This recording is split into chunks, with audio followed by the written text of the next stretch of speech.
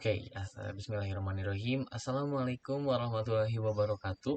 Sebelumnya izin memperkenalkan diri. Nama saya Rafli Hendarsya dengan NPM 2142413. Saya dari kelas IFA dengan peminatan Cyber Security. Untuk kesempatan ini saya akan mempresentasikan hasil UTS dari mata kuliah Research Method. Jadi sebelumnya saya ingin memberitahu jika judul dari skripsi saya dan skripsi saya adalah analisis keamanan dan transaksi peminjaman online, ancaman dan strategi perlindungan data. Oke, kita lanjut ke slide berikutnya terlebih dahulu. Nah, eh, yang pertama adalah latar belakangnya adalah apa sih yang menjadikan judul tersebut menjadi ide penelitian saya di tugas ini begitu. Nah, jadi kita tahu gitu ya kalau misalkan sebuah platform pinjaman online itu adalah tren yang sekarang tuh lagi berkembang pesat dari segi ekonomi digital saat ini begitu. Nah, ini tuh apa ya mengubah pola pikir atau sudut pandang setiap orang atau masyarakat di Indonesia terutama lebih memilih menggunakan platform digital gitu karena fleksibilitasnya yang cukup mudah, terus juga akses yang cukup gampang untuk didapatkan, dan terutama kan mungkin sekarang banyak juga pinjaman-pinjaman online yang persyaratannya tuh tidak sesusah dan tidak serumit ketika kita meminjam ke bank atau ke yang lain-lain begitu. Nah, nah seperti itu. Tapi dengan berbagai macam kemudahan yang disediakan, kita tentu tahu bakal akan ada resiko yang muncul begitu dari segi keamanan dan juga perlindungan data dari para pengguna atau usernya seperti itu. Nah, ancaman seperti peretasan, penyalahgunaan data pribadi, sampai ke tingkat yang sering seperti diperjualbelikan data itu tuh bisa-bisa terjadi gitu karena ya sekarang juga sedang marak gitu kan perkembangan hal ini gitu. Nah, keamanan dan pelindungan data tuh makanya sangat penting untuk kita jaga agar kepercayaan dari pelanggan pun dapat didapatkan. Nah, ini adalah menjadi salah satu contoh kasus gitu ya dari penjualan data pribadi. Kita ambil kasus di tahun 2020 silam. Ada salah satu aplikasi peminjaman online yang membocorkan datanya dan diperjualbelikan di pasar gelap gitu. Nah, ini tuh adalah jadi salah satu kasus yang eh, menjadi tren pada saat itu. Nah, melihat hal ini, inilah menjadikan alasan saya akhirnya melakukan penelitian ini gitu. Agar apa? Ya tujuannya untuk mengidentifikasi jenis ancaman apa sih yang mungkin nanti akan dihadapi oleh platform peminjaman online. Terus apa ya? Sejauh mana sih teknologi itu dapat meminimalisir atau yang mengurangi resiko dari kebocoran data atau mungkin serangan cyber ini gitu. Ya mungkin itu saja sih latar belakang yang bisa saya sampaikan. Kita mungkin bisa lanjut ke slide berikutnya. Oke. Slide berikutnya adalah menjelaskan tentang identifikasi sebuah masalah gitu ya. Nah, identifikasi masalah yang saya ambil ada dua poin, teman-teman. Yang pertama itu adalah ancaman keamanan cyber dan juga yang kedua adalah perlindungan data pribadi. Nah, untuk ancaman keamanan cyber, jadi seperti kayak dalam ekosistem peminjaman online gitu ya, penggunaan platform digital tuh tentu akan sangat meningkatkan resiko dari serangan cyber itu sendiri gitu. Jadi seperti yang udah saya sebutkan sebelumnya di identifikasi di apa namanya latar belakang, eh, jenis-jenis seperti peretasan, malware, phishing itu tuh cukup mudah gitu untuk mendapatkan data pribadi dari para pengguna. Nah, ini tuh kita akan mengidentifikasi dan memahami jenis ancaman-ancaman tersebut apakah maksudnya tuh agar bagaimana sih cara menanggulangi dan mengamankan data dari para pengguna. Yang kedua adalah perlindungan data pribadi. Dalam poin ini, pemrosesan data pribadi pengguna itu merupakan bagian yang sangat penting untuk platform digital terutama dari segi peminjaman online gitu. Nah, resiko kehilangan atau penyalahgunaan data pribadi itu tentu pasti dapat berdampak serius begitu terhadap privasi dan juga kepercayaan pengguna. Maka dari itu, kita akan coba membuat strategi perlindungan data yang semoga efektif dan juga bisa diterapkan gitu ke depannya. Itu mungkin adalah beberapa identifikasi masalah. Kita lanjut ke slide berikutnya, yaitu ada rumusan masalah. Nah, dalam poin ini kita punya beberapa poin-poin yang perlu dijelaskan, yaitu jenis-jenis ancaman yang pertama. Jadi maksudnya itu apa?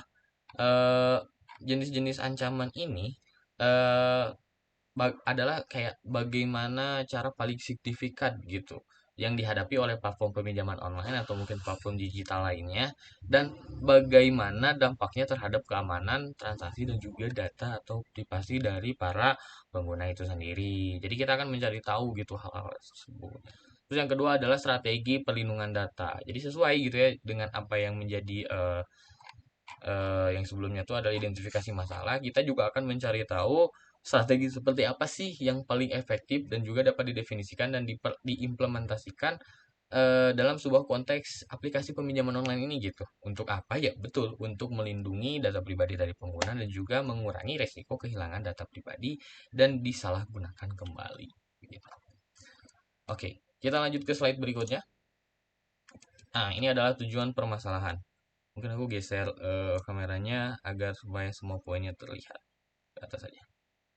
Oke, baik. Lanjut. Nah, jadi di tujuan permasalahan ini eh, kita punya 5 poin gitu yang perlu dijelaskan. Yang pertama itu adalah kita perlu mengidentifikasi dan menganalisis jenis-jenis ancaman keamanan cyber yang apa ya, yang paling signifikan dari ekosistem peminjaman online gitu. Karena kan kita tahu ya, serangan-serangan cyber itu banyak, tapi kita juga harus tahu gitu apa aja sih yang saat ini lagi marak dan jenis-jenisnya itu seperti apa kayak gitu. Terus yang kedua adalah kita akan coba merancang dan mengimplementasikan strategi perlindungan data yang efektif seperti apa dalam konteks peminjaman platform peminjaman online ini. Terus yang selanjutnya adalah kita akan memahami bagaimana risiko keamanan cyber seperti peretasan, malware, phishing, dan juga bukan phishing ya, tapi phishing dapat mempengaruhi keamanan dari segi transaksi dan juga pengguna dari peminjaman online, berarti termasuk data-data pribadi mereka seperti itu. Lalu yang keempat adalah mengukur dampak dari kerentanan dan juga keamanan terhadap privasi dan juga kepercayaan pengguna dalam platform dari peminjaman online ini seperti itu. Nah, ini adalah yang terakhir, yaitu akan kita menganalisis kesenjangan antara harapan pengguna terhadap keamanan transaksi atau praktik yang sebenarnya gitu. Jadi kita akan melihat nih apakah harapan dari para pengguna atau user itu berdampak baik gitu ya, atau misalkan ternyata malah semakin buruk gitu. Kita juga akan menganalisis hal itu. Oke, kita lanjut ke slide berikutnya. Oke. Nah, di poin berikutnya aku akan menjelaskan tentang apa manfaat dari penelitian ini. Oke.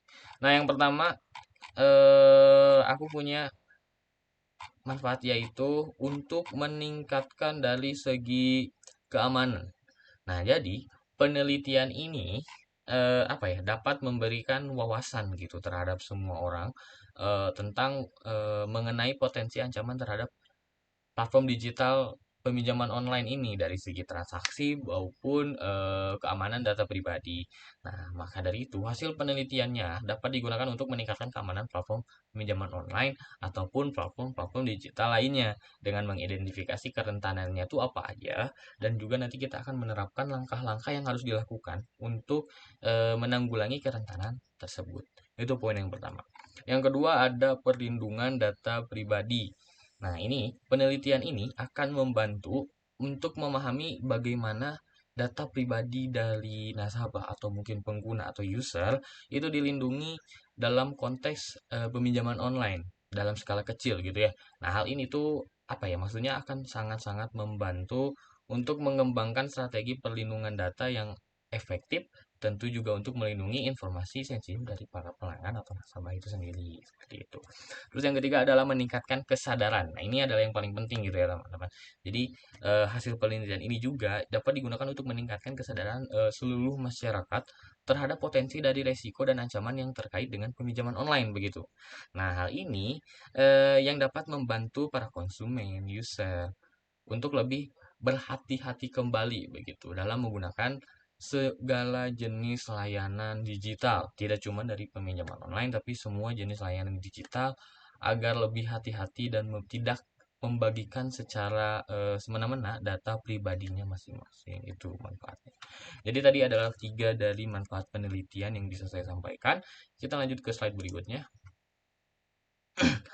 Nah, dari bab berikutnya kita akan mulai masuk ke dalam landasan teori. Jadi apa sih yang nanti akan kita jelaskan dari segi landasan teori?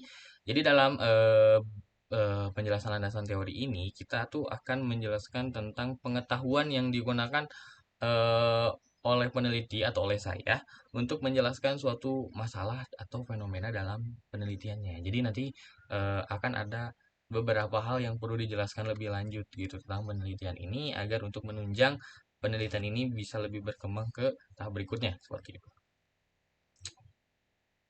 Kita oke. Oke, baik kita lanjutkan ke slide berikutnya terlebih dahulu.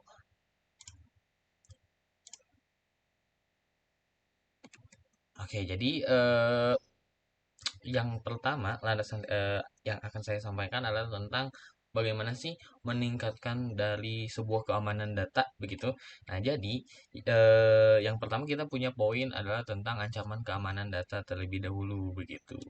Nah, keamanan data itu merupakan sebuah apa ya? Berbagai ancaman keamanan dapat berupa seperti pencurian informasi, penyalahgunaan data, serta kerusakan data itu sendiri gitu. Nah, yang pertama adalah pencurian informasi. Nah, jadi pihak-pihak yang apa ya, yang tidak bertanggung jawab ini bisa saja mereka tuh akan mencuri data dari berbagai macam tujuan gitu, seperti untuk penipuan, peretasan, bahkan pemerasan dari para penggunanya itu. Makanya kita harus lebih meningkatkan keamanan kita kembali. Yang kedua adalah penyalahgunaan data. Nah, jadi nanti para peretas ini atau para pihak-pihak yang tidak bertanggung jawab mereka akan memiliki akses terhadap informasi tersebut dan mereka pastinya akan menyalahgunakan informasi atau data kalian untuk tujuan yang tidak patut. Misalnya seperti keuntungan pribadi dan juga merugikan pribadi orang lain. Jadi makanya harus diperketat kembali. Yang terakhir adalah kerusakan data begitu. Nah, tentu kalau misalkan kalian tahu data pasti akan dapat dirusak. Maksudnya seperti apa? Maksudnya itu adalah seperti dirubah datanya atau misalkan dihapus datanya. Nah, ini tuh akan menyebabkan ketidaksinkronisasian antara data pribadi kalian dengan yang ada di sistem. Nah, ini tuh pasti akan jadi kerugian juga, entah itu buat kalian atau entah buat sistemnya. Sehingga nanti ini tuh apa ya? Maksudnya tuh menjadi kerugian yang cukup sebenarnya tidak terlalu merugikan secara finansial tapi merugikan secara waktu gitu karena kalian harus memperbaikinya itu kembali. Nah, di poin kedua kita tentu akan menjelaskan tentang strateginya nih. Jadi gimana sih strategi meningkatkan keamanan data? Oke. Yang pertama adalah tentunya kita punya sistem keamanan begitu. Nah, tentu sebuah sistem perlu kita amankan ya teman-teman. Tentu untuk kayak melindungi data terhadap akses yang tidak sah, keamanan sistem itu pasti akan diperlukan. Ini tuh dapat dicapai dengan menerapkan fitur-fitur keamanan di sistem seperti OTP gitu ya atau autentikasi, enkripsi dan bahkan ke tahap seperti firewall gitu. Terus yang kedua adalah tentunya selain sistem kita juga perlu melindungi dari aplikasinya itu sendiri gitu. Nah, pastinya aplikasi pun akan rentan dari serangan-serangan seperti malware, phishing, DDoS dan banyak hal lainnya. Itu tentu kita akan lindungi gitu supaya serangan-serangan itu sedikit berkurang gitu atau mungkin sedikit dapat ditangani. Yang terakhir adalah selain kita mengamankan sistem dan juga aplikasi itu sendiri, tentu kita juga harus mengamankan dari para user atau penggunanya gitu. Nah, makanya keamanan data pengguna tuh pasti akan sangat penting gitu. Maksudnya tuh tidak untuk perusahaannya, tapi untuk diri kita kalian atau diri pribadi masing-masing dari segi transaksi gitu. Agar jadi maksudnya tuh dalam dalam poin ini melatih pengguna untuk menangani dan data dengan aman begitu. Jadi ini tuh dapat dicapai dengan sebuah menyediakan keamanan informasi, mengidentifikasi ancaman keamanan informasi dan juga melindungi terhadap serangan keamanan dari sebuah informasi gitu. Itu mungkin eh landasan teori untuk yang pertama yaitu meningkatkan keamanan data. Kita akan lanjut ke slide berikutnya yaitu tentang pelindungan data pribadi. Tadi kan tentang bagaimana mengamankan benar tentang meningkatkan keamanan data, ini ada tentang data pribadi kalian masing-masing. Nah, menurut salah satu jurnal yang saya baca, Sinta Dewi di jurnalnya Sinta Dewi, dia mengatakan kalau eh, informasi data pribadi itu udah menjadi hal yang penting dari perkembangan ekonomi suatu negara gitu. Jadi dari era komputer ini dan kemajuan teknologi akan membawa ancaman serius terhadap privasi dan keamanan informasi pribadi. Maka dari itu, perlindungan data pribadi terdiri dari perlindungan fisik data, regulasi yang mengatur penggunaan dan perlindungan data oleh orang lain yang tidak berhak begitu. Tapi menurut beliau, Indonesia tuh sampai sekarang belum memiliki regulasi khusus mengenai perlindungan data pribadi itu seperti apa gitu. Tapi mungkin untuk beberapa hal sudah ada gitu peraturan perundang-undangan yang mencerminkan aspek perlindungan data pribadi secara umum atau secara garis besar. Jadi menurut Cinta Dewi, Indonesia tuh sekarang masih belum bisa memberikan regulasi yang pantas gitu untuk orang-orang yang mungkin terkena serangan cyber, kehilangan kebocoran atau kehilangan data dan lain-lain. Itu jadi menyebabkan apa ya? Maksudnya tuh kerugian pribadi yang tidak bisa di apa ya diatasi oleh pemerintah atau hal-hal yang lainnya. Itu menurut Sinta Dewi. Kita lanjut ke eh, pendapat yang kedua yaitu menurut Sudikno Martokusumo. Beliau mengatakan kalau perlindungan data pribadi itu pasti akan merujuk pada informasi yang bersifat perseorangan dan juga subjektif begitu. Nah, data ini tuh mencakup banyak informasi seperti apa? Seperti tanggal lahir, nomor kartu kredit, nomor KK, dan bahkan informasi-informasi rahasia tentang perusahaan. Nah, jadi informasi pribadi ini menurut beliau akan semakin eksplisit ketika kita mengetahui kalau orang tersebut adalah orang berpenting atau orang yang cukup besar namanya gitu. Mungkin seperti pejabat-pejabat daerah atau mungkin pemilik-pemilik perusahaan. Dan tentu ketika kita mencari tahu tentang hal tersebut, kita pasti akan mendapatkan informasi dari perusahaan yang beliau pegang. Jadi itu sangat berbahaya gitu ya teman-teman. Karena semakin data kita semakin banyak dan semakin terkait dengan hal A, B, C, dan lain-lainnya, itu semakin mm, berharga juga data pribadi kita gitu. Supaya jadi maksud tuh jangan sampai gitu kita data-data pribadi hal-hal seperti itu didapatkan. Kalau maksudnya maksudnya aku bukan meremehkan kita sebagai mahasiswa gitu, tapi kan maksudnya kita belum sebesar itu namanya. Jadi mungkin belum terlalu banyak hal yang penting gitu dalam data pribadi kita. Tapi kan semakin kita maju, semakin sukses kita, pasti tentu data-data pribadi ini akan jadi sangat lebih penting gitu. Tidak cuma sekedar cuma nomor telepon begitu atau mungkin cuma nomor kakak tidak gitu. Itu pasti akan sangat penting ke depannya. Ya gitu sih. Itu mungkin tentang perlindungan data pribadi. Kita akan lanjut ke landasan teori yang berikutnya yaitu tentang cybercrime dan cyber security. Nah, di sini aku akan menjelaskan gitu, apa sih perbedaan dari cybercrime dan juga dari cyber security. Yang pertama ada pendapat menurut Besek Sekar dan juga Praba. Mereka berdua mengatakan jika cybercrime adalah merupakan istilah umum untuk kejahatan yang menyerang sistem komputer atau sebuah jaringan internet begitu. Nah, dengan tujuan pencurian data, keuangan, dan bahkan penyebaran kode perangkat lunak berbahaya yang merupakan salah satu tindakan ilegal di bidang teknologi informasi dan juga komunikasi sebagai bentuk modifikasi dan kejahatan konvensional. Jadi eh, cybercrime itu menurut mereka berdua itu adalah tindakan ilegal, tindakan kejahatan yang merugikan gitu, yang bisa menyebabkan apa ya kayak pencurian data, penyebaran kode ilegal, virus dan lain-lain kayak gitu. Terus kita lanjut ke pendapat berikutnya yaitu menurut Ilvan et al.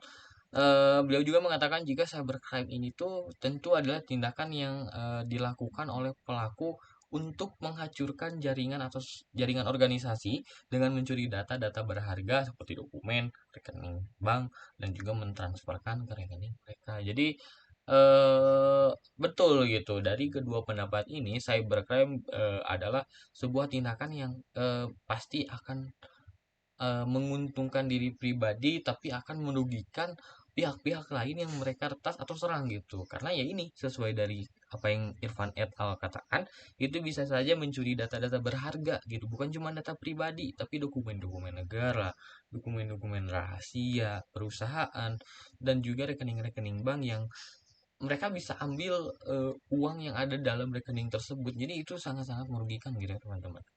Itu mungkin tadi untuk cybercrime.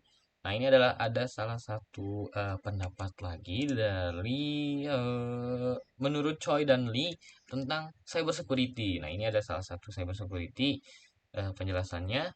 Mereka mengatakan untuk mempelajari tindakan kejahatan gitu ya dari atau misalkan kita sebut cybercrime ini sendiri diperlukan yang namanya cyber criminology yang merupakan penggabungan pengetahuan dari kriminologi, psikologi, sosiologi, dan ilmu komputer.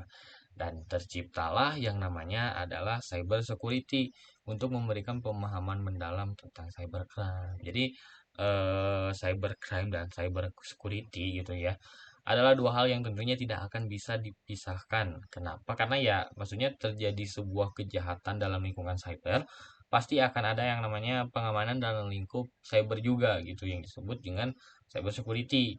Nah, maka ini bisa saya simpulkan jika kita ingin lebih mempertahankan data-data pribadi yang sifatnya rahasia dan juga eksplisit, kita eh, perlu yang namanya mengetahui pola dari apa ya? Cybercrime itu seperti apa gitu agar kita tuh bisa mengurangi setidaknya mengurangi dampak dari serangan-serangan yang punya kan tentang mungkin itu tentang cyber security dan cybercrime. Kita lanjut lagi biar lebih cepat ke yang ini adalah salah satu metode penyerangan dari cybercrime seperti apa yaitu malware. Jadi menurut Zalvadia dan Priyanka, malware itu adalah sebuah perangkat lunak yang berbahaya itu yang diprogram untuk merusak dan mendapatkan akses ke sistem komputer ataupun jaringan. Nah, di dalamnya adalah yang disebut dengan virus, worm, trojan, spyware, ransomware dan banyak hal lainnya. Nah, ini yang mungkin jadi perlu diluruskan gitu kalau semua hal itu tuh adalah yang disebut dengan malware ini sendiri. Nah, jika belum lengkap, aku akan ngambil salah satu pendapat lagi yaitu menurut Perdana MR, malware itu sesuai gitu yang disebutkan sebelumnya adalah perangkat lunak yang diciptakan untuk menyusup, merusak sistem komputer dan juga disebut dengan suatu program yang bertujuan untuk merusak gitu. Namanya juga malicious software gitu atau software yang tidak diketahui. Jadi software yang di luar eh, hal-hal yang ada seharusnya gitu. Jadi secara lengkap nanti malware ini tuh pasti akan merusak dan mengambil data-data apa aja sih yang ada dalam hardware-hardware atau software-software di komputer kita gitu. Makanya jangan sampai kalian gitu ya, masyarakat-masyarakat umum atau awam kecolongan gitu akhirnya malware ini masuk ke device kalian dan mengambil dan meretas semua data-data pribadi, data-data informasi kalian yang nantinya akan merugikan kalian sendiri. Oke, itu sekilas tentang malware gitu ya dari kedua pendapat. Kita akan mulai masuk ke bagian dari teknik pengumpulan data gitu. Nah, dalam penelitian ini aku menggunakan dua teknik pengumpulan data untuk mendapatkan berbagai macam informasi. Tentunya yang pertama adalah menggunakan teknik observasi gitu ya. Nah, teknik observasi ini adalah teknik pengumpulan data yang melibatkan pengamatan sistematis dan juga langsung terhadap objek yang apa ya sedang diteliti begitu. Nah, jadi maka penelitian ini yang akan menjadi objek penelitian yaitu dari sistem keamanan dari sebuah perusahaan peminjaman online. Itu objeknya. Makanya peneliti terlibat, makanya apa ya? Maksudnya peneliti itu akan terlibat dengan kegiatan sehari-hari dari objek yang sedang diamati gitu atau yang digunakan sebagai sumber data penelitian. Dalam hal ini tuh peneliti akan melibatkan serta mempelajari permasalahan apa yang terjadi di lapangan yang erat kaitannya dengan objek yang akan diteliti. Itu yang kedua, yang pertama itu ya. Terus yang kedua aku mengambil dari studi literatur gitu ya. Untuk penelitian ini, studi literatur itu adalah teknik pengumpulan data yang melibatkan tinjauan mendalam gitu, terhadap literatur terkait dengan topik-topik dari penelitian yang aku ambil gitu. Nah, makanya aku sebagai peneliti akan mengumpulkan data dari teoritis dengan membaca dan memeriksa buku-buku atau mungkin jurnal atau mungkin penelitian terlebih dahulu, sebuah makalah serta referensi lain yang relevan dengan topik yang sekarang aku ambil. Seperti itu mungkin untuk teknik pengumpulan data. Eh, oke, mungkin untuk sekarang kita cukupkan sampai sini dulu.